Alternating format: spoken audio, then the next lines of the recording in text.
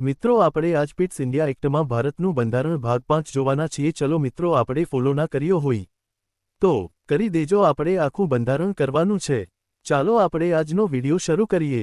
1. Pitt's India act 1784 કયા હેતુથી પસાર કરવામાં આવ્યો હતો? બ્રિટિશ સરકારનું કંપની પર નિયંત્રણ વધારવા। 2. પિટ્સ ઇન્ડિયા એક્ટ હેઠળ કઈ નવી સંસ્થાની રચના કરવામાં આવી? Board of control. 3. Board of કંટ્રોલના સભ્યોની મહત્તમ સંખ્યા કેટલી હતી? 6.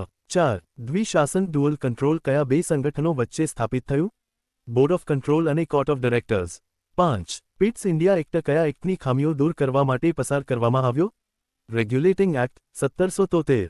6. પિટ્સ ઇન્ડિયા એક્ટ કયા બ્રિટિશ વડાપ્રધાનના નામ સાથે જોડાયેલો છે? William pit the young. 7. Pitt's India act કયા વર્ષમાં પસાર થયો હતો? 1784। 8. પિટ્સ ઇન્ડિયા એક્ટ હેઠળ ભારતીય પ્રદેશોને શું કહેવામાં આવ્યા? British possessions in India. 9. Pitt's India Act દ્વારા સરકારનું નિયંત્રણ મુખ્યત્વે કઈ બાબતો પર વધારાયું? રાજકીય અને લશ્કરી બાબતો। 10. પિટ્સ ઇન્ડિયા એક્ટ પછી કંપની પાસે કયો અધિકાર યથાવત રહ્યો? વેપારી અધિકારો। 11. બોર્ડ ઓફ કંટ્રોલ કોના પ્રત્યે જવાબદાર હતી? બ્રિટિશ સંસદ અને ક્રાઉન। 12. પિટ્સ ઇન્ડિયા એક્ટ હેઠળ ભારતની વિદેશ નીતિ પર અંતિમ નિયંત્રણ કોનું હતું? Board of control. 13. બોમ્બે અને મદ્રાસ પ્રેસિડેન્સીઓ કોના અધીન વધુ અસરકારક રીતે આવી? Governor general in council. 14. Pitt's India એક્ટે કઈ પ્રણાલીની સ્થાપના કરી? દ્વિશાસન ડ્યુઅલ કંટ્રોલ।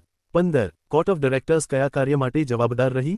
વેપાર અને વહીવટ। 16. બોર્ડ ઓફ કંટ્રોલ કયા કાર્ય માટે જવાબદાર હતી? રાજકીય અને લશ્કરી બાબતો। 17. પિટ્સ ઇન્ડિયા એક્ટ પહેલા કંપની પર કોનું મુખ્ય નિયંત્રણ હતું?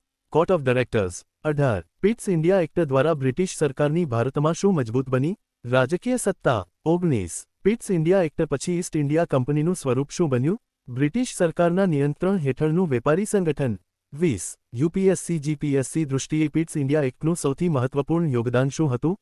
દ્વિશાસન ડ્યુઅલ કંટ્રોલની સ્થાપના।